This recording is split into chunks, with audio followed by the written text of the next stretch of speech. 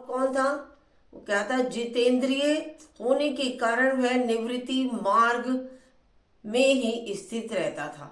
मतलब जो हो जाए वो ही मिल जाए वो ही सही। उसने वेद रूपी समुद्र का पार पा लिया था। और वह क्या था? वह संपूर्ण शास्त्रों के क्या तात्पर्य का ज्ञाता था। सारे के सारे शास्त्र उसने पढ़ रखे थे, सबकी वो ज्ञान रखता था। उसका चित सदा मेरे ध्यान में लगन संलग्न रहता था। वह मन को अंतर आत्मा से लगाकर सदा आत्म तत्व को साक्षात किया करता था। और अतः क्या था? वह मन को अंतरात्मा से लगाकर सदा आत्म तत्व का साक्षात किया करता था। अतः वह चलने लगता, तब मैं प्रेम वश उसके पीछे पीछे दौड़ दौड़ कर उसे हाथ का सहारा देता रहता था। वो दौड़ता रहता था, दौड़ता रहता था, और मैं उसे हाथ का ही सहारा देता रहता था, जिससे वो मेरे उसे सहारा मिल जाता था। लेकिन वो अपने कार्य को छोड़ता नहीं था, ज्ञान प्राप्ति में लगा रहता था। भगवान, इस प्रकार भला किसने आपका दर्शन किया होगा? इस महात्मा ने कौन सा तप, होम तथा जप किया है महात्मा ने, कि स्वयं आप ही पद पद पर उसको हाथ का सहारा देकर चलाते हैं, कि आप ही उसका हाथ का सहारा लेकर चलते हैं?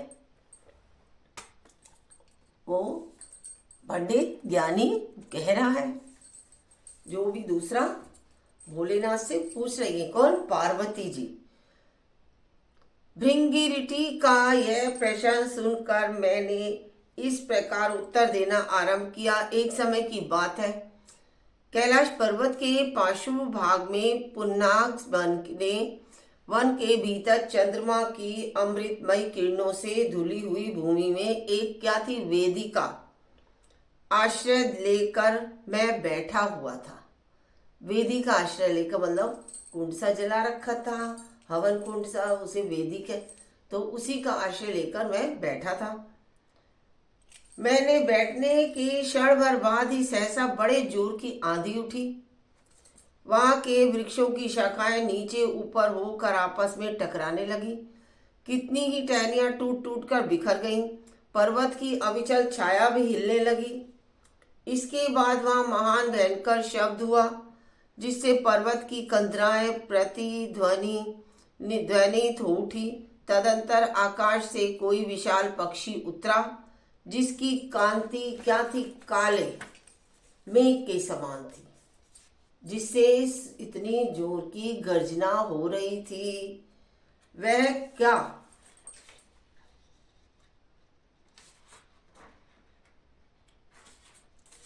वह कज्जल की राशि, अंधकार के समूह अथवा पंख कटे हुए काले पर्वत का सा जान पड़ता था।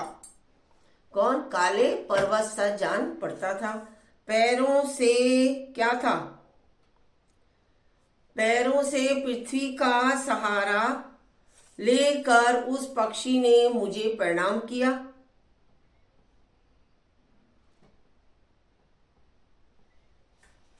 और एक सुंदर नवीन कमल मेरे चरणों में रखकर स्पष्ट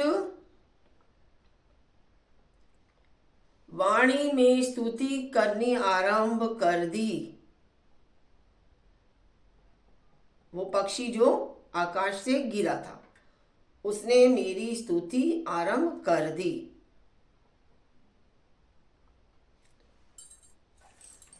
फिर क्या कह रहे हैं? पक्षी क्या बोलता है? देव आपकी जय हो। भोलेनाथ से उनसे बोल रहा है, आपकी जय हो। और आप चिदानंदमय सुधा के सागर। ऐसी ठंड सी हो गई। कहते हैं ना, सुबह सुबह तो ठंड लगती है, इसी वजह से हम ऐसी। सुधा के समान तथा जगत के पालक है तथा सद्भावना से युक्त एवं अनाशक्ति की लहरों से उल्सित है। आपके वैभव का कहीं अंत नहीं है। आपकी जय हो।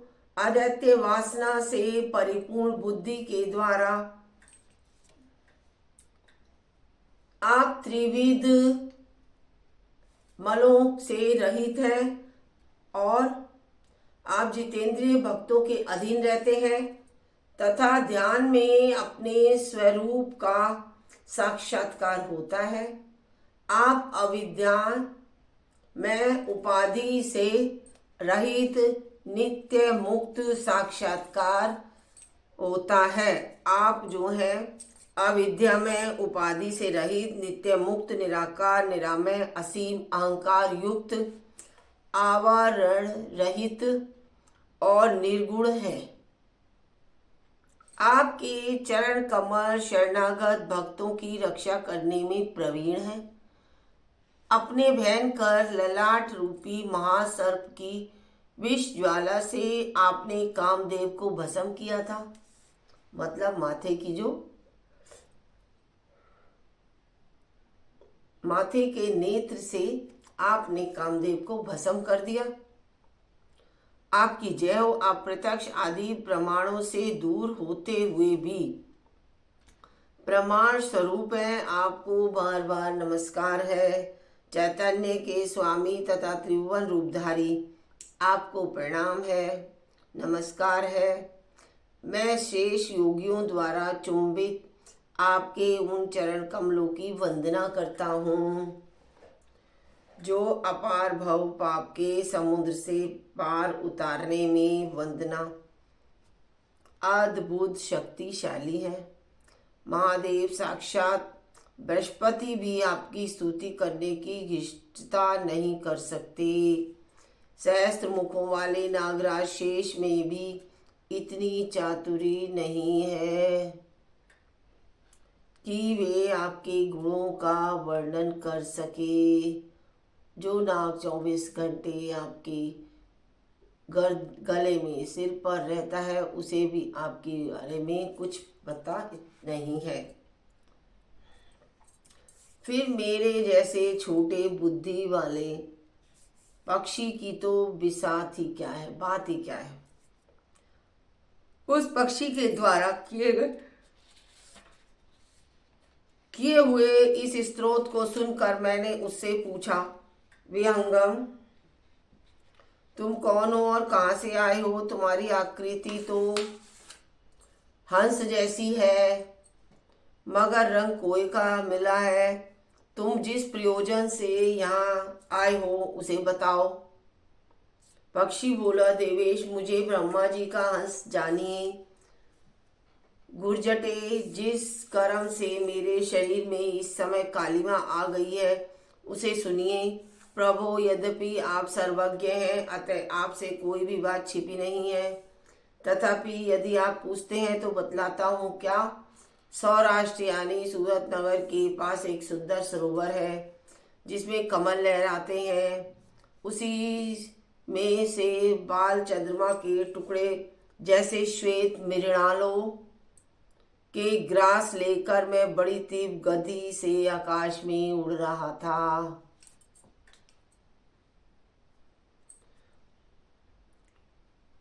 उड़ते उड़ते सहसा वहां से पृथ्वी पर गिर पड़ा।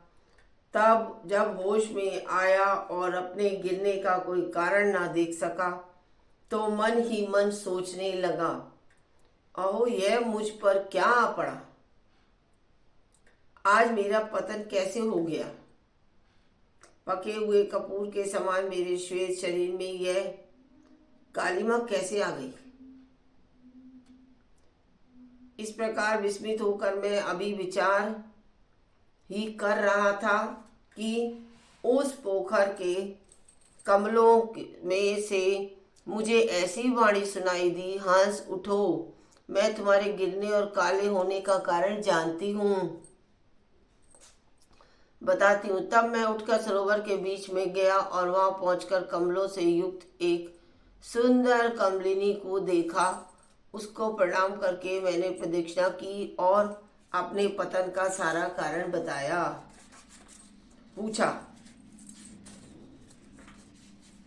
कैलाश, तुम आकाश मार्ग से मुझे लांग कर गए गए हो, उसी पातक के परिणाम वश तुम्हें पृथ्वी पर गिरना पड़ा है। यानी मेरे को लांग कर गए हो, इसीलिए तुम गिरे हो, तथा उसी के कारण तुम्हारे शरीर में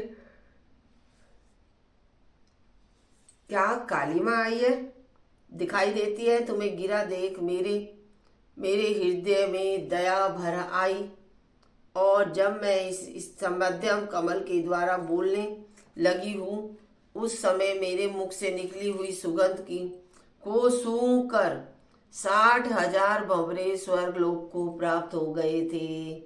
मतलब मेरे कमल में इतनी महक है। और क्या बताया उसने? पक्षीराज, जिस कारण मुझ में इतना वैभव, ऐसा प्रभाव आया है, उसे बतलाती हूँ। सुनो, इस जन्म से पहले तीसरे जन्म में इस पृथ्वी पर एक ब्राह्मण की कन्या के रूप में उत्पन्न हुई थी। मैं एक ब्राह्मण की कन्या थी। उस समय क्या था, मेरा नाम सरोज वदना था। मैं गुरुजनों की सेवा करती थी, करती हुई सदा एकमात्र प्रतिव्रत की पालन में तत्पर रहती थी। एक दिन की बात है, मैं एक मैना को पढ़ा रही थी।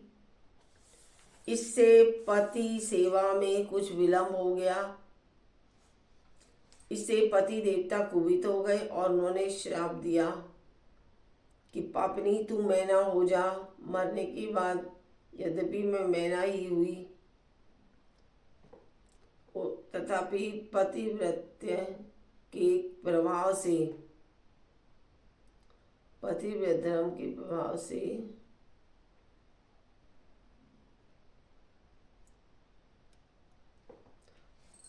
और पतिव्रत प्रसाद से मुनियों के ही घर में मुझे आश्रय मिला। किसी मुनि कन्या ने मेरा पालन पोषण किया।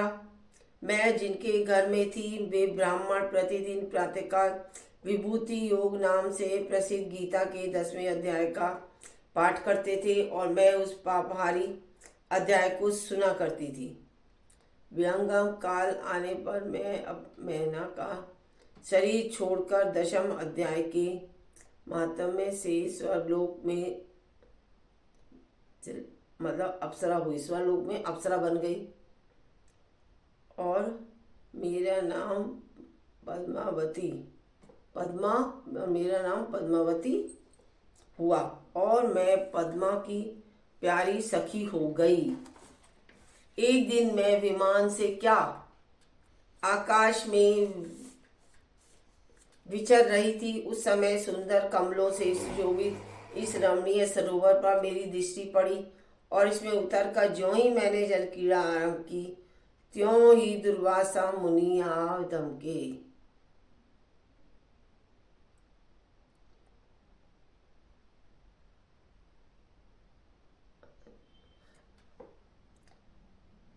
और इसमें उतर कर ज्यों ही मैंने जल क्रीड़ा आरंभ की, त्यों ही दुर्वासा मुनि आ पहुंचे। उन्होंने वस्त्रहीन अवस्था में मुझे देख लिया। उनके भय से मैंने स्वयं ही एक कमलिनी का रूप धारण कर लिया। मेरे दोनों पैर 2 कमल हुए, दोनों हाथ भी 2 कमल हो गए और शेष अंगों के साथ मेरा मुख भी एक कमल हो गया। यानी मैं बिल्कुल कमल रूप में बदल गई। इस प्रकार मैं 5 कमलों में से युक्त हुई, पंचकमलिनी। मुनिवर दुर्वासा ने मुझे देखा। उनके नेत्र क्रोधाग्नि से जल रहे थे। वे बोले, पापिनी, तू इसी रूप से में 100 वर्षों तक पड़ी रहे।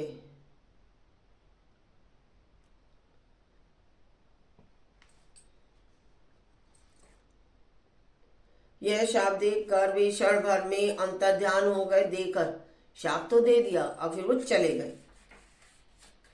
कमलिनी होने पर भी विभूति योगाध्याय के मातम से मेरी वाणी लुप्त नहीं हुई है। मुझे लांघने मात्र के अपराध से तुम पृथ्वी पर गिरे हो। पक्षीराज, वहाँ यहाँ खड़े हुए तुम्हारे सामने ही आज मैं शाप की निवृत्ति हो रही है।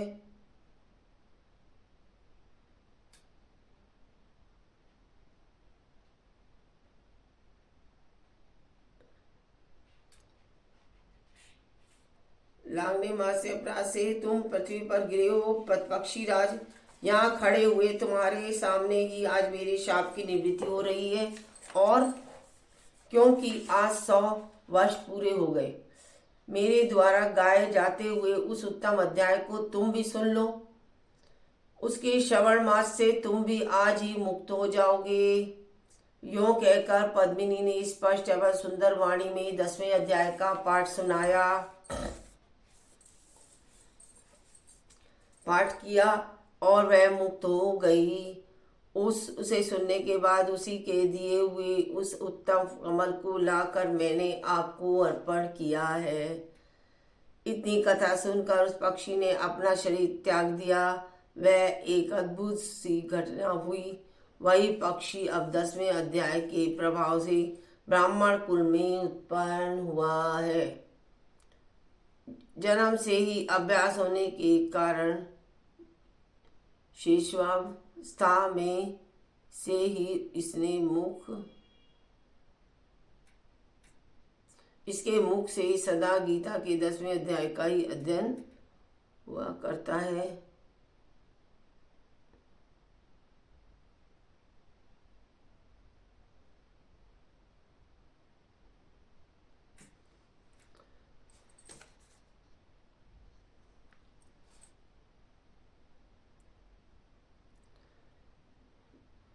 जन्म से ही अभ्यास होने के कारण शिशुवावस्था के ही उसके मुख से सदा गीता के 10वें अध्याय का उच्चारण हुआ करता है। 10वें अध्याय के अर्थ चिंतन का यह परिणाम हुआ है कि वह सब भूतों से में स्थित शंख चक्र आदि भगवान विष्णु का वास है, सदा ही दर्शन करता रहता है। इसकी सहने पूर्ण दृष्टि जब कभी किसी देहधारी के शरीर पर पड़ जाती है, तब वह चाहे शराबी, ब्रह्मत्यारा हो या क्यों ना हो, मतलब और कोई क्यों ना हो, वह मुक्त हो जाता है। तथा पूर्व जन्म में अभ्यास किए हुए 10वें अध्याय के महात्म से उसको दुर्लभ तत्व ज्ञान प्राप्त होता है तथा इसने जीवन मुक्ति भी पा ली है। जय भोलेनाथ।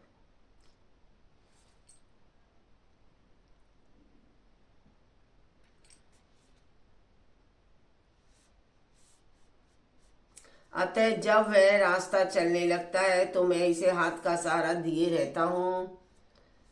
भृंगी यह सब 10वें अध्याय की माँ महिमा है। पार्वती, इस प्रकार मैंने भृंगिरी सामने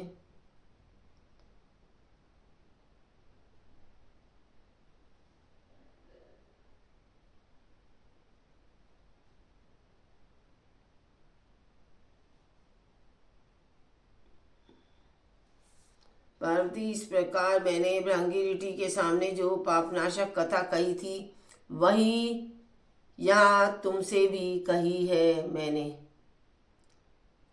नर हो या नारी अथवा कोई भी क्यों ना हो, इस 10वें अध्याय के श्रवण मास से उसे सब आश्रमों के पालन का फल मिलता है। जय मेरी गीता माता, जय मेरी गीता माता, जय मेरे, जैसे उनको आई वैसे सबका को आई हो। जय भगवत गीते, जय भगवत गीते, ये कमल विहारिणी सुंदर सुपुनीते, कर्म सुमर्म प्रकाशिनी, कामा शक्ति हरा तत्व ज्ञान विकाशिनी, विद्या धरा परा निश्चल भक्ति विद्यायिनी, निर्मल मनहारी शरण रहस्य पदायिनी, सब विधि सुखकारी। जय गीता माता, राग द्वेष द्विदारिणी कारिणी मोह सदा, मोद सदा भयहारिणी तारिणी परमानंद प्रदा आसुर भाव विनाशिनी नाशिनी तम रजनीयं जय लक्ष्मी माता देवी सद्गुणदायिनी हरि रसिक सजनी समता त्याग सिखावनी हरि मुख की बाणी सकल शास्त्र की स्वामिनी श्रुतियों की रानी जय भगवत गीते दया से सुधा बरसावनी मातु कृपा कीजिए ओम जय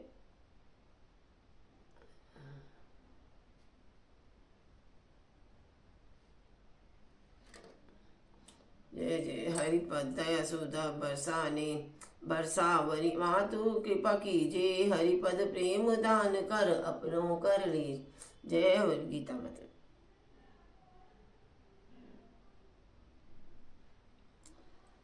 जय मेरी गीता माता की जय। शिव पुराण मैं आपको दोपहर को सुनाऊंगी। मैं सुनाऊंगी कोई 2 बजे 2:30 बजे के करीब। आप सुनने जरूर आइएगा, सुनिएगा, आपको अच्छा लगेगा। मैं और अब मेरी गीता का पाठ पूर्ण हुआ है। रात को मेरी रामायण 8:30 बजे 8:45 से शुरू कर देती हूँ। आप देखिएगा जरूर।